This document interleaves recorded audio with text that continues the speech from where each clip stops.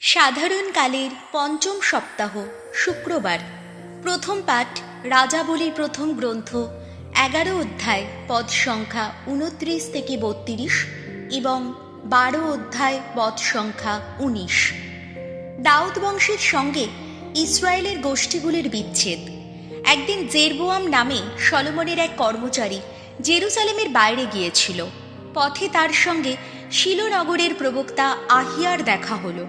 প্রবক্তা সেদিন নতুন একটা জোব্বা পরেছিলেন। তারা দুজনে তখন খোলা মাঠে একাই ছিলেন। সেই সময় আহিয়া পরনের সেই নতুন জোব্বাটি দুহাতে ধরে সেটি ছিঁড়ে 12 টুকরো করে ফেললেন। তারপর তিনি জেরবোয়ামকে বললেন, নিজের জন্য তুমি 10টি টুকরো নাও, কেননা ইসরায়েলের ঈশ্বর ভগবান এই কথা বলছেন। শোনো, আমি এবার সলোমনের হাত থেকে এই রাজ্যটি কেড়ে নেব, 10টি গোষ্ঠীর ভার তোমারই হাতে তুলে দেব। তবে আমার সেবক দাউদের কথা মনে রেখে আর ইসরায়েলের সমস্ত গোষ্ঠীর এলাকাভুক্ত নগরগুলির মধ্য থেকে এই যে নগরটিকে আমি বেছে নিয়েছি, এই জেরুজালেমের কথাও মনে রেখে আমি ঠিক করেছি একটি গোষ্ঠীর ভার তারই হাতে থাকবে। আর সত্যি পরে তাই ঘটেছিল। সেই থেকে আজও পর্যন্ত ইসরায়েলের গোষ্ঠীগুলি দাউদ বংশের প্রতি সমান বিদ্রোহী হয়ে আছে। এই হলো প্রভুর বাণী। শাম সঙ্গীত ধুয়ো। শোনো তোমরা, শোনো প্রভুর বাণী। যেন কোনো বিদেশি দেবতা তোমার ঘরের মধ্যে না পায় আসন। তুমি যেন প্রণত না হও বিজাতীয় কোনো দেবতার চরণে। তোমার আপন ঈশ্বর এই যে আমি ভগবান, আমি তো মিশর থেকে তোমাকে এখানে এনেছি। ধুয়ো। শোনো তোমরা, শোনো প্রভুর বাণী। কিন্তু হায়, আমার কথা শুনল না আমার আপন জাতির মানুষ। ইসরায়েল মানতেই চাইল না আমায়।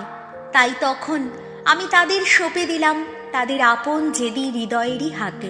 নিজেদের বেছে নেওয়া পথ দিয়ে চলতেই দিলাম তাদের।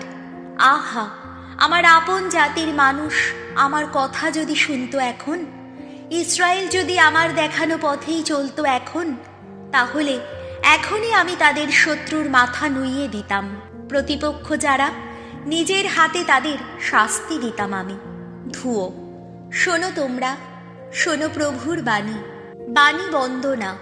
জয় জয় প্রভুর জয়। হে পিতা, উন্মুক্ত করো আমাদের হৃদয়। তোমার পুত্রের বাণী শুনি যেন মনোপ্রাণ দিয়ে। জয় জয় প্রভুর জয়। মার্ক রচিত মঙ্গল সমাচার 7 অধ্যায় পদ সংখ্যা 31 থেকে 37। কালা, বোবা সমস্ত অসুস্থ মানুষকেই যিশু সারিয়ে তুলতেন। তুরস এলাকা থেকে ফেরার মুখে যিশু সিদোন শহর হয়ে গালিলিয়া সাগরের দিকে গেলেন। দেকাপলিস এলাকার মধ্য দিয়েই এগিয়ে চললেন তিনি। সেই সময় লোকেরা তার কাছে নিয়ে এলো এমন একজন লোককে, যে কালা এবং বেশ তোতলাও। তারা অনুরোধ জানালো তিনি যেন তার উপর একবার হাত রাখেন।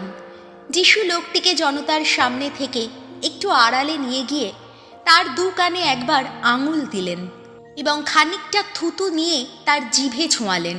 তারপর স্বর্গের দিকে চোখ তুলে তাকিয়ে তিনি দীর্ঘ নিঃশ্বাস ফেলে বললেন, এফফাথা, অর্থাৎ খুলে যাও। সঙ্গে সঙ্গে লোকটির কান দুটিও খুলে গেল, তার জিভের জড়তাও কেটে গেল।